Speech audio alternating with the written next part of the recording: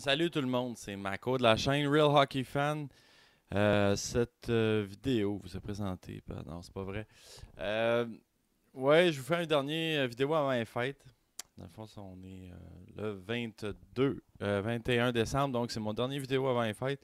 Euh, Pendant les fêtes, je vais vous faire des vidéos, comme d'habitude. Ça va être des vidéos, par contre, qui vont être des séries de vidéos. Donc, j'espère que vous allez aimer ça. C'est sûr, on va se revoir après les fêtes au 1er janvier.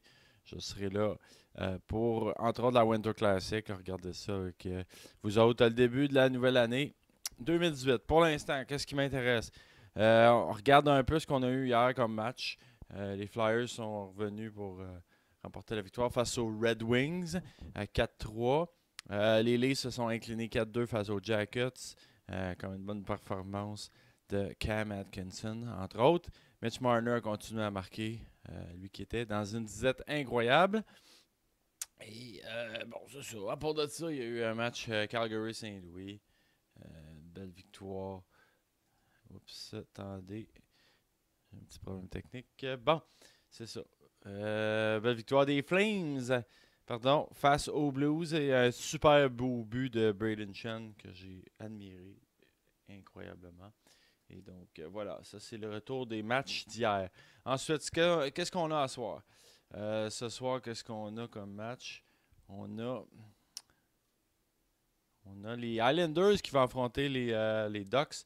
Regardez ça, ça va être intéressant. John Tavares, quand même une très bonne saison. Adam Henrik va très bien, 22 points. Corey Perry, je suis pas sûr qu'il est revenu. Josh Bailey, 32 passes cette saison. Wow. Quelle surprise. Sont à New York. By the way, les Islanders ont aussi gagné le bid pour avoir un match, pour avoir l'Arena à Belmont Park. Donc, le dossier de l'Arena pourrait être réglé pour eux, finalement. Donc, peut-être une chance pour Tavares de signer avec les Islanders. On verra bien. Du côté des Ducks, on joue pour 500 et un peu moins, avec 8 défaites en prolongation et en fusillade. Donc, ça va être important de remporter ce match-là, mais sur la route, c'est jamais facile. Après le match à New York au Madison Square Garden. Parle du Madison Square Garden, pardon, non, c'est pas Madison Square Garden, mais les Devils reçoivent les Rangers ce soir à 7h. Les Devils et les Rangers vont très bien par les temps qui courent. Zuccarello, 28 points. Taylor Hall, 31 points.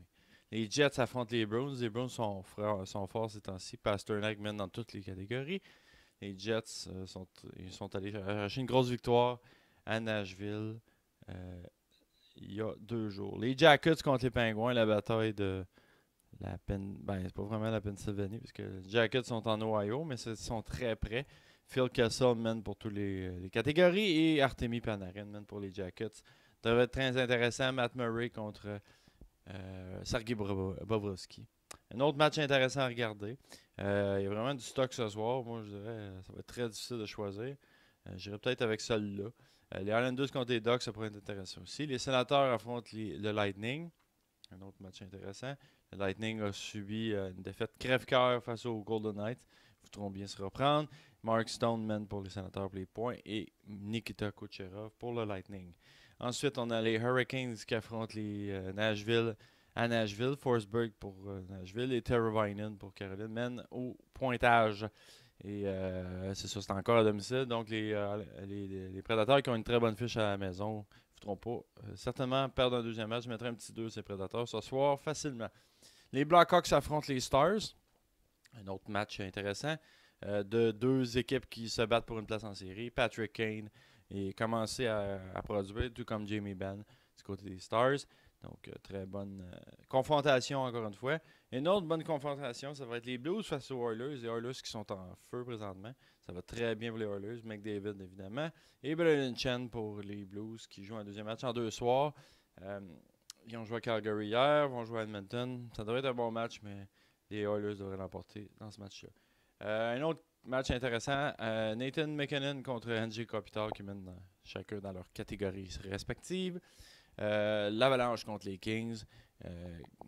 Le début pour moi de Drew Doughty dans mon pool. Donc ça va être intéressant. C'est trop tard, je ne regarderai pas ça, mais quand même, ceux qui veulent veiller tard, vous allez avoir un bon match avec ça. Je dirais plus du côté des Blues et Oilers. Mais bon, si vous voulez regarder celle-là, évidemment, vous êtes les bienvenus. Les Canucks vont affronter les Sharks en fin de soirée. Brock Besser va jouer pour les Canucks, meilleur pointeur de l'équipe. Logan Couture pour les Sharks. Donc, voilà, ça fait le tour des matchs à regarder ce soir. Les matchs qu'on a eus hier, j'en ai parlé un petit peu. J'ai parlé un peu de l'aréna des Islanders. Bref, c'est un peu le tour d'horizon que j'ai à vous faire aujourd'hui. Il n'y a pas vraiment de nouvelles extraordinaires donc à discuter avec vous. Ça a été une soirée plutôt tranquille dans la Ligue nationale de hockey hier soir. Et non, c'était même pas.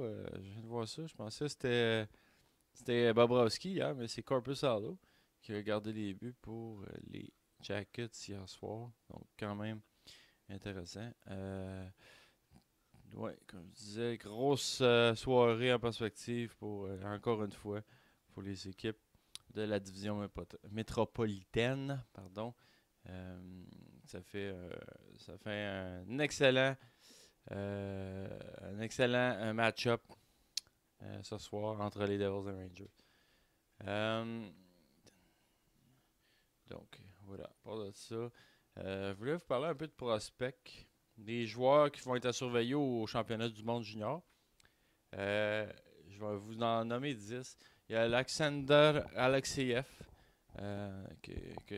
pour la Russie. Un excellent joueur. Évidemment, Rasmus Dahlin, le possible premier choix au repêchage de 2018, défenseur de la Suède. Quentin Hughes des États-Unis, un défenseur.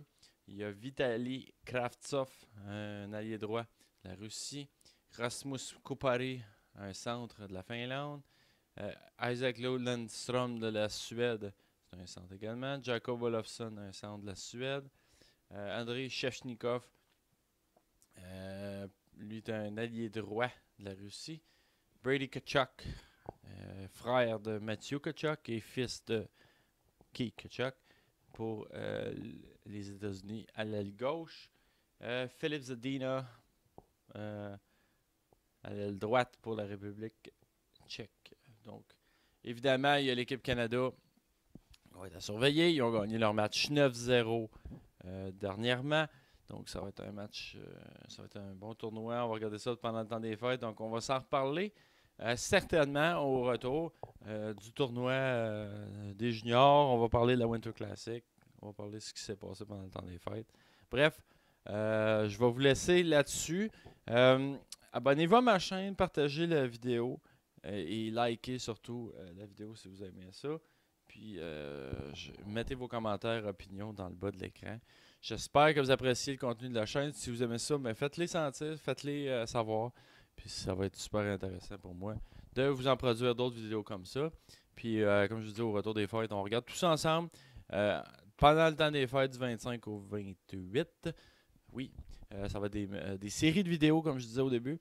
Des séries de vidéos sur la Ligue nationale. Bon, j'ai fait entre autres des petits fantasy teams.